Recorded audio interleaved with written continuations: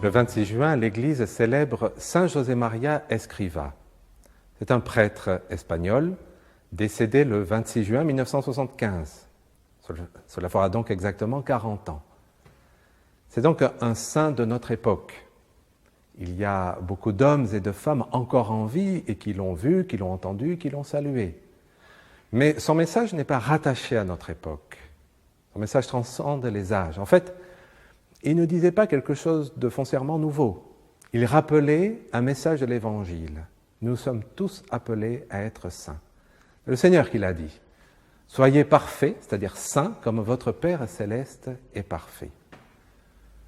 Cela, le Saint François de Sales le disait déjà au XVIIe siècle. Le Concile Vatican II a beaucoup insisté sur l'appel universel à la sainteté.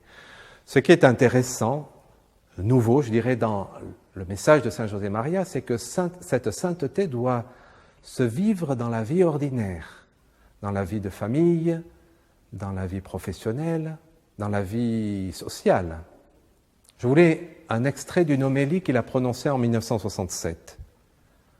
Lorsqu'un chrétien accomplit avec amour les actions quotidiennes les moins transcendantes, ce qu'il fait déborde de transcendance divine.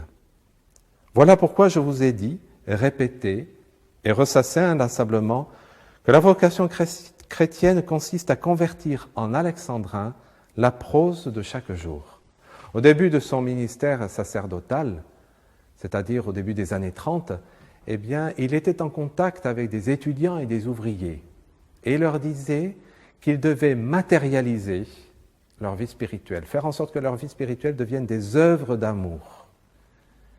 Et cela en particulier à travers le travail d'un professionnel, les activités d'une mère de famille, les études pour un étudiant ou pour un lycéen peuvent devenir des offrandes agréables à Dieu si on les fait avec compétence et par amour de Dieu et du prochain.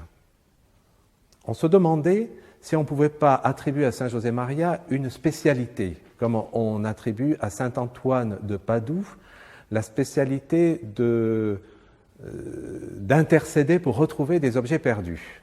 En général, on parvient à déterminer cette spécialité en analysant les faveurs obtenues. Et donc, on a analysé les faveurs obtenues de Saint José María et on a vu qu'elles étaient très diverses, mais toujours dans les 1000 choses de l'existence.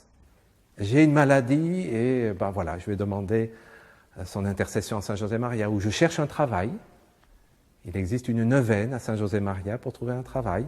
Ou alors une démarche administrative, ou alors même un appareil dans la cuisine qui ne fonctionne plus et ça nous embête. Saint Jean-Paul II disait le jour de sa canonisation qu'il est le saint de la vie ordinaire. Je vous invite à découvrir ce saint à l'occasion de sa fête le 26 juin et peut-être à demander son intercession pour les 1000 choses de votre existence.